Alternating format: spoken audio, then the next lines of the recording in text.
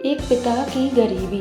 कुछ समय तक मुझे यह समस्या रही, यूँ कहूँ कि मेरी एक गलत सोच रही कि मेरा माता-पिता विशेषकर पापा बहुत कम कमाते हैं। जब मैं अपने स्कूल में तक 8वीं कक्षा में था, मेरी माँ बहुत बीमार थी।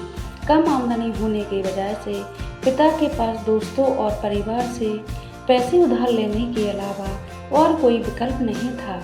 कुछ महीनों तक की दर्द भरी जिंदगी के बाद आखिर वह मेरी माँ मर गई। हम कर्ज में डूब गए।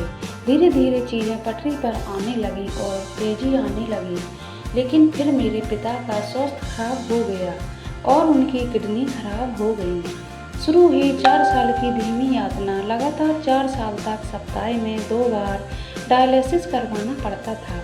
इस दौरान मेरी कॉलोनी के 2 रिश्तेदारों ने नया घर बनवाया, कार, बाइक, नया मोबाइल फ़ोन खरीदा, नए गंतव्यों की यात्रा की और हम यहाँ दिन के अंत को पूरा करने के लिए संघर्ष कर रहे थे। पिताजी अब नहीं हैं, मैंने सारा कर चुका दिया है, मैंने कमाना शुरू कर दिया है और अब मुझे समझ में आया है कि मैं कितना गलत था। उन्होंने कितना त्याग किया, वे कितने परिश्रमी थे। अपनी बीमारियों के बावजूद वह हमें खाना खिलाने के लिए बिना किसी शिकायत के काम पर जाते थे।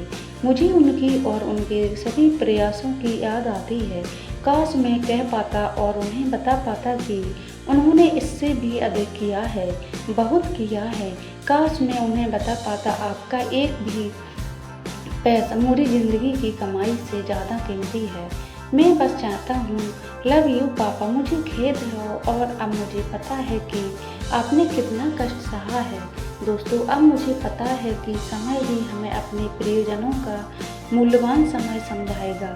लेकिन अगर किसी भी तरह से आपको भी ऐसा कुछ महसूस होता है तो बस समझ लें कि आपके माता पिता सिर्फ आपका पेट भरने के लिए नहीं, अपनी क्षमता से ज़्यादा काम कर रहे हैं।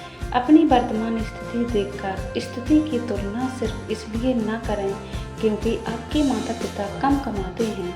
एक पिता चाहे जितना कम कमाता हो, वह अपने घर का खर्चा चलाने के लिए, अपने बच्चों को शिक्षित करने के लिए सदैव प्रयास करते हैं। कोई भी पिता नहीं चाहता है कि उसके बच्चे अनपढ़ और गंवार रहें। हर एक पिता की यही ख्वाहिश होती है कि हमारे बच्चे हर एक सफलता की ऊंचाई तक पहुँचें।